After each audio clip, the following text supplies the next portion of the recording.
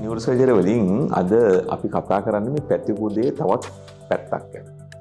අපි දන්නවා පැතිකුදේ කියන එක තරුණයන්ගේ හඳුනාගත්තයින් පස්සේ අපි මේකට ප්‍රතිකාර කරන්න තීරණය කරන්නේ කොමන හේතු මතද? පළවෙනි කාරණය තමයි මේ පැතිකුදේ අපි එක්ස්රේ එකක් ගන්නවා කියලා අපි කිව්වනේ. ඒකට එක්ස්රේ එකේ අපි බලන කෝණය පැතිකුදේ කෝණය බැලුවහම මේ කෝණය අංශක 20ට වඩා අඩු නම් අවුරුදු 12-18 අතර කෙනෙක්ගේ අංශක 20ට වඩා අඩු නම් බොහෝ වෙලාවට අපි ඒකට විශේෂ ප්‍රතිකාරයක් කිරීමේ අවශ්‍යතාවයක් ඇතිවන්නේ නැහැ. කලින් කලට මයින්නට ඕනෑ මේ කෝණය වැඩි වෙනවද කියලා. ඒ කියන්නේ සාමාන්‍යයෙන් මාස 6කට අංශකයකට වඩා වැඩි වෙනවා නම් එතකොට අපිට සිද්ධ වෙනවා බොහෝ වෙලාවට මේකට යම්කිසි ප්‍රතිකාරයක් කරන්නට.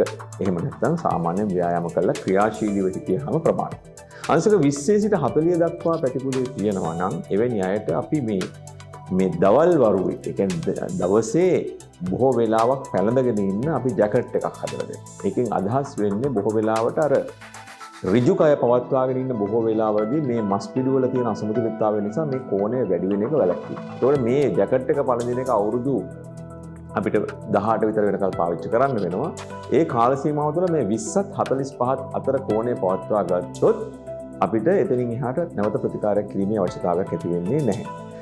ඊළඟ කණ්ඩායම තමයි අංශක 45ට වඩා වැඩි කොටස. මෙවැනි කොටසක් හිටියොත් ඒ අයට නම් ශල්‍ය කර්මයක් මගින් මේ පැතිකුදය ඍජු කිරීමේ අවශ්‍යතාවයක් වෙනවා. මොකද අවුරුදු 18න් පස්සේ අංශක 45ට වඩා වැඩිපුර ඇදයක් තියෙනවා නම් මේ රෝගීන් ක්‍රමක්‍රමයෙන් මේ පැතිකුදේ කෝණය වැඩිවීමේ අවදානමක් තියෙනවා සහ පෙනහැල්ල ආශ්‍රිත ප්‍රශ්න ඒ වගේම දීර්ඝකාලීනව ගත්තාම වයසට යනකොට මේ කොන්දේ ඇදවීම නිසා ඇතිවන වෙනත් සංකූලතා මේ රෝගීන්ට ඇති වෙන්න පුළුවන් නිසා. ඒ නිසා මෙන්න මේ මූලික අවබෝධය තුල තමයි ප්‍රතිකාර කිරීම පිළිබඳ රැකමදාරුවක් එහෙම නැත්නම් නියමයක් කිරීම වෛද්‍ය විද්‍යානුකූලව සිද්ධ වෙන්නේ. ඉතින් ඔබගේ දරුවාටත් මෙවැනි දෙයක් තියෙනවා නම් මේ තියෙන කෝණයට අනුව අනවශ්‍ය බියක් ඇති කරගන්නේ නැතුව ඒ සම්බන්ධව ශල්‍ය කර්ම කරන ප්‍රතිකාර කරන ස්ථානයකට ගිහිලා රෝහලකට ගිහිලා ඒ අයකින් මේ පිළිබඳ නිසි තොරතුරු දැනගෙන වෛද්‍යවරයාත් එක්ක සාකච්ඡා කරලා තමයි ඉදිරි ක්‍රියාමාර්ග ගැන